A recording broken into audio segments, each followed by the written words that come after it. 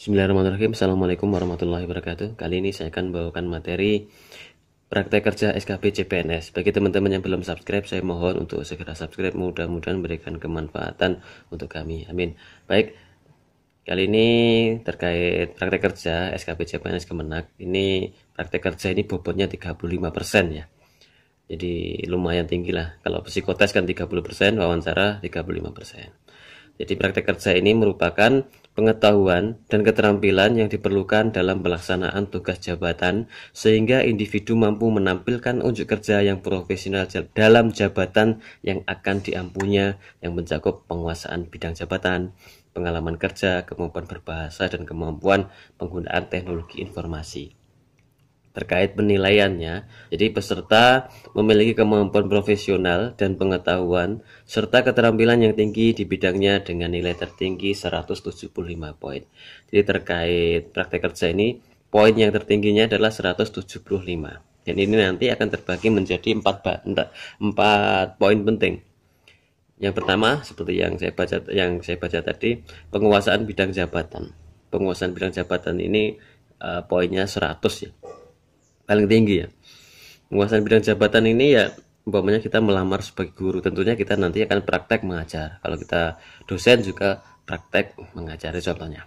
Karena penguasaan bidang jabatan ini kita dituntut untuk mengekspor apa yang memang jadi jabatan kita. Jadi tergantung jabatan yang kita lamar ya.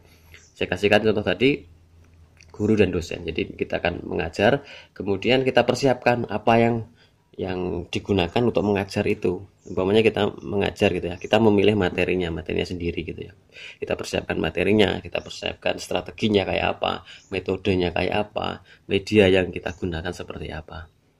Nah, dalam praktek kerja ini teman-teman nanti kan bisa lah, kalau saya itu sarannya itu nanti menggunakan bahasa asing, bahasa Arab, bahasa Inggris. Itu nanti poinnya juga akan besar. Jadi mengajar pakai bahasa Arab ataupun bahasa Inggris. Terus kemudian selain penguasaan bidang jabatan ini, teman-teman persiapkanlah tadi yang kalau dosen gitu ya, kita biasanya silabus, RPS gitu kan ya, itu juga dipersiapkan. Kemudian nomor 2 adalah pengalaman kerja. Nah, pengalaman kerja ini kalau dosen gitu kan ya, itu kan terkaitnya pasti 3 hal, tridharma perguruan tinggi. Yang pertama adalah pengajaran, jadi mungkin kita terkait pengalaman kerja kita siapkan SK-nya yang dulu untuk mengajar itu. Kemudian penelitian ini kan bisa jurnal, bisa proseding, bisa apa ya, mungkin buku-buku gitu ya, kita persiapkan ya. Jadi memang jurnalnya kayak apa, kan online semua kan, kita persiapkan secara online. Kemudian yang terakhir adalah pengabdian masyarakat ya, juga kita persiapkan lah terkait pengabdian kepada masyarakat itu seperti apa. Jadi pengalaman kerja ini bobot poinnya adalah 35. Lumayan besar lah. Kemudian kemampuan bahasa asing. Ini nilainya 20 ya poinnya. Jadi agak kecil. Tapi ini juga bisa membantu lah. Jadi teman-teman nanti terkait bahasa asing gunakan bahasa Arab dan bahasa Inggris. Biasanya kemenakan di 2 bahasa itu. Jangan gunakan bahasa yang lokal-lokal, bisanya apa Jawa gitu ya. Bahasanya Sunda gitu ya, jangan itu.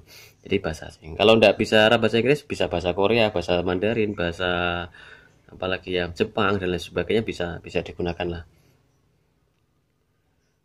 Tapi yang paling menonjol setidaknya bahasa Arab, bahasa Inggris. Kemudian yang terakhir adalah kemampuan teknologi informasi. Ini termasuk kita ini menggunakan teknologi daring, mengajar pakai apa ya, media Zoom meeting ini kan sudah termasuk bagian dari kemampuan teknologi informasi sebenarnya. Tapi ketika nanti biasanya yang tahun-tahun kemarin itu ditanyakan adalah terkait Microsoft itu kan ada banyak gitu ya. Coba sebutkan 5 macam Microsoft saja. Nah, itu. Ya misalnya kan ya, ada Microsoft Word, Microsoft PowerPoint, Microsoft Excel, kemudian Publisher, Microsoft Access. Nah, kan bisa ditunjukkan mungkin guna-gunanya seperti apa. Itu poinnya 20. Terima kasih, mudah-mudahan manfaat. Bagi teman-teman yang belum subscribe, saya mohon untuk segera subscribe. Jumpa lagi. Assalamualaikum warahmatullahi wabarakatuh. Mudah-mudahan